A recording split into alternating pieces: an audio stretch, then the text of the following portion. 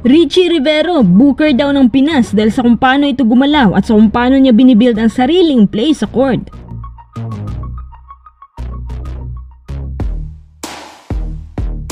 Ang dami nasasayangan sa record na nabuo ni Coach Jojo Lastimosa at akala ko nga siya yung magiging head coach ng TNT. Nung binalik na ng TNT si Coach Chot, mas lalong naghihirap ang TNT na umakyat at naggawa pa silang talunin ng mga lower teams.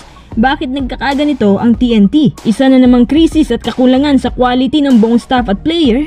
Bakit kaya hirap ng makausad ng main team ni MVP? Bago tayo magpatuloy, kung nais mong suportahan ang aking channel, just click subscribe and share. Coach Chot Reyes, bakit bumalik ka pa? Tanong ng ilang TNT fans kasi mas naghihirap lang ang TNT na makausad tapos ngayon mas malala pa ang inabot since nung nawala si Mikey Williams parang ito na yung naging epekto at hindi lang yan, natatalo sila ngayon ng mga lower teams.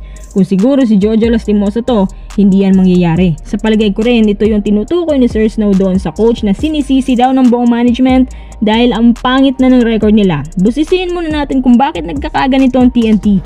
Una, kakulangan sa legit na wing at kulang ngayon ng mga shooters ang TNT. Pangalawa, matagal naka-adapt ang mga rookies nila. Pangatlo, marami silang aging players at pilit na pinapalaro. Pang-apat, epekto ito ng pagkawala ni Mikey Williams kasi nga si Mikey naman noon ang taga-tubos kapag ganito ang nangyayari sa kanila. Panghuli, yung pagbabalik kay Coach Chot Reyes. Bakit ko nasabi? Hindi naman sa minamaliit natin siya pero yung familiarity na sana ng mga players sa system ni Coach Jojo ay papatakbo. Yun din ang system kung saan komportable sila. Hindi naman po pwede na kay Coach Jojo na system ang gamitin na parang insulto naman yun. May pagkakataon din na nahihirapan si Coach Jojo sa bawat play at pumangit din ang record nila. Pero understandable kasi kulang sila sa mga key players. Wala si Mikey, si Pugoy, wala si Eram, natatayo sana bilang legit na big man at PF. Ngayon na medyo nandyan na yung mga vital pieces ng TNT, bakit hirap pa rin sila? Bakit hindi kayang imaneho ni Coach Chot ang ganun kaliit na lineup? Parang sumusunod na nga raw sa kanyang kamalasan si Gilas. PBA na nga lang to, ganun pa rin.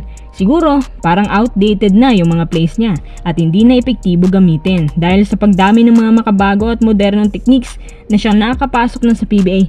Kung magpapatuloy na ganito ang TNT, mananatiling choke pa rin ang team at hirap na makapasok sa Final Four. Kahit nga eliminations, hirap sila. Kahit itanong niyo pa sa lahat ng TNT fans, gustuhin man nila o hindi, wala na silang magagawa. Kahit ayaw nila dahil nga raw malapit kay boss si Coach, kaya siya pa rin hanggang matapos ang buong season kahit pa lumubog ang TNT. Si Coach Chot Reyes pa rin yan ang kukuning coach nila at tatatak na yan bilang isang franchise coach. Gusto nyo bang ibalik si Jojo Lastimosa or Coach Reyes pa rin?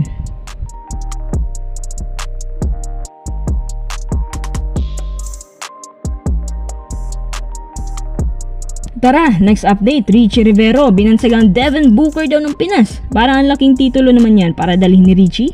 Hindi ko akalain na ang second rounder na si Richie makakatunog pala sa PBA kasi nga sabi nila, sumikat lang daw siya dahil sa mga issues. Pero sa nakikita ko, may kapasidad talaga si Richie at meron siya kakaibang moves ngayon. Di ba sikat siya bilang tagapagmana ng Eurostep? Yung galawan niya, parang pinagsamang Euro at Pinoy step. Hindi din siya buwaka sa bola at alam na alam niya kung kailan at saan ipapasok ang play na nasa timing.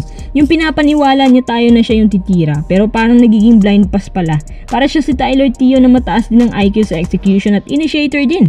Hindi na ako nagtataka kung bakit maraming PBA teams ang nagka-enter sa kanya. Para sa akin, konti lang naman yung pagka-Booker niya kasi si Booker versatile, scoring machine. Itong si Richie iba kasi more on execution siya. Kumbaga more on ikutan ng bola at hindi iso plays.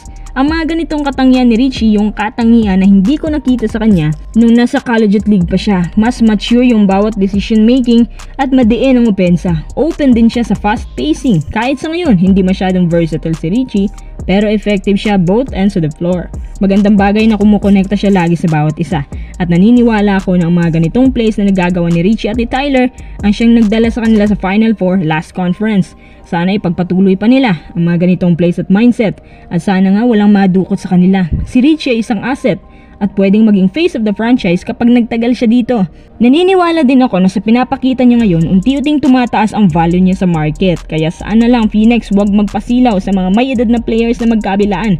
Kasi itong si Richie kasama na ibang Phoenix assets patungo na sa kanilang prime at malapit na sila sa pagiging legit na contender every season.